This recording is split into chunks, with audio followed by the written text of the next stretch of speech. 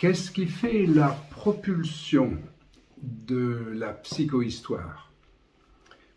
Déjà, par exemple, on peut voir, on peut comprendre, on peut décrire une propulsion de la psychanalyse. Elle se formule, comme on formule une dynamique de la propulsion des mouvements, des progrès, des pulsions, évidemment. Donc la propulsion de la psychohistoire,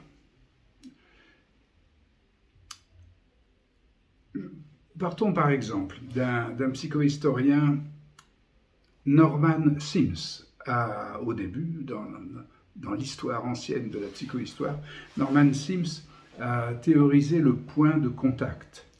C'était le point entre les colons et les colonisés. Et comment les colonisés enseignaient aux colons. Et ce point de contact, on peut l'appeler semblant, chiffre, mime, le mime de la mémétique, voire le moi freudien, cette particule psychique qu'est le moi. Donc ce point de contact permet de faire une distinction entre la vérité et le vrai. Un propos sur la vérité se réfléchit sur le point de contact et se réfléchit en vrai. Et à cela, ce qui fait évidemment un miroir, si on aligne ces points de contact en plan, à cela, Lacan a ajouté le miroir concave de la caverne de Platon. Il a mis la série des points de contact en miroir, il a bouché la sortie de la caverne et a mis dans la caverne, là où se projettent les ombres d'habitude, enfin dans l'ancien temps, dans le modèle de Platon, dans le modèle de la République, dans la démocratie lacanienne,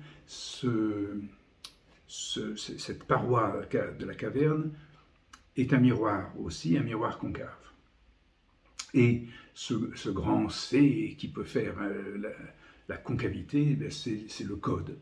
C'est le code du chiffrage, tandis que le miroir plan des points de contact sont les éléments du langage, forment le langage. Alors, à partir de ces deux démonstrations, ou de ces deux modélisations, on comprend comment le vrai est un symptôme de la vérité. C'est-à-dire que on retrouve à l'antécédence, si on peut dire, du vrai, avant cette réflexion sur la vérité, on retrouve le propos du sujet qui va devenir le symptôme, et par conséquent,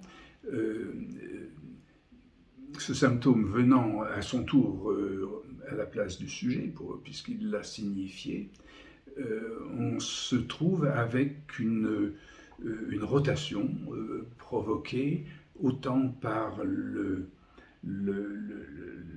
les effets du code que par cette bascule de ce miroir entre la vérité et le vrai.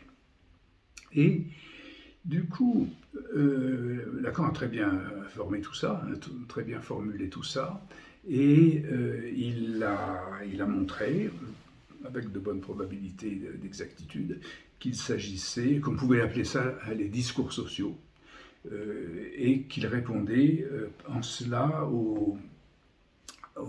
à la prescription de Freud d'amener la psychanalyse à l'analyse de la psychologie collective, c'est-à-dire par les discours sociaux. Alors, ce propulseur, c'est-à-dire ce moteur qui a été mis autour du point de contact en rotation, ou sur l'axe du point de contact,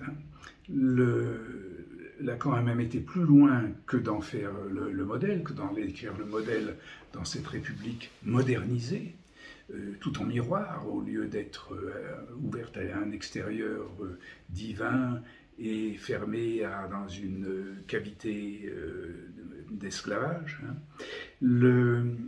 Donc ce propulseur, ainsi décrit, Lacan en a même donné, il a fait des prototypes, des petits moteurs, si on peut dire, et il a appelé ça des cartels.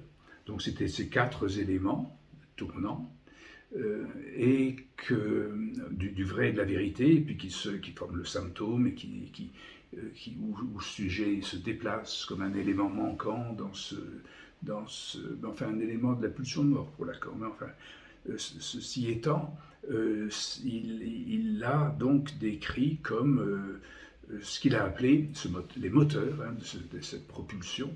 Il appelait ça un cartel qui se définissait par 4 termes. Le cartel se définissait par 4 termes, plus un, éventuellement semblant, ou qu'on appelle aussi le chiffre, ou le mime, de la même éthique, voire le moi. Mais il n'a pas vu, tout en faisant si bien cela, il n'a cependant pas vu que cette rotation des images sur des places était très très ancienne. Et précisément, venait de la caverne de Platon, c'est-à-dire qu'à la même époque, le propulseur existait, il s'appelait l'art de la mémoire. Et c'est ainsi qu'on retrouve qu'on reconnaît le propulseur de la psychohistoire comme la mémoire, évidemment, et nous laissant étonnés qu'il y ait apparemment assez peu d'études systématiques de ce qu'est la mémoire, peu d'études par les psychohistoriens de ce qu'est la mémoire. Là, faisant ce détour par Lacan et sa correction, parce que l'art de la mémoire, c'est pas le 4 plus 1, c'est au contraire le 4 moins 1. Il y en a un qui est extrait, c'est-à-dire ce sujet qui manque, et donc les 3 termes qui restent, la vérité, le vrai et le symptôme.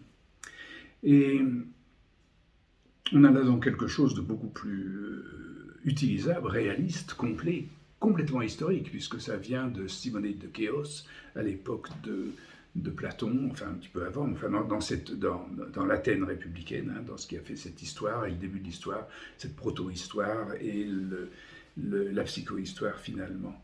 Et ça nous mène à bien voir cela, parce que ces 4 discours, c'est un algorithme, c'est ce qu'on appelle un algorithme, et c'est évidemment quelque chose qui se prête, qui vient, arrive et qui se prête et qui est là pour l'intelligence artificielle, pour faire un algorithme cybernétique. Et on peut donc parler de l'intelligence artificielle avec cet avertissement qu'il ne faut pas y voir une espèce de surajout, puisqu'on ne cesse d'en parler partout, de dire et pourquoi est-ce que la psychohistoire ne parle pas de l'intelligence artificielle, puisque tout le monde devrait en parler, mais c'est disons que c'est plutôt que l'intelligence artificielle parle de la psychohistoire, parce qu'elle en parle comme de son générateur, c'est-à-dire que l'histoire, quand on la comprend, connaît comme psychohistoire, et quand elle se reconnaît comme psychohistoire, c'est ni plus ni moins que l'agencement de l'intelligence artificielle. L'IA, c'est pas quelque chose qu'on y ajoute. La psychohistoire, c'est sa création.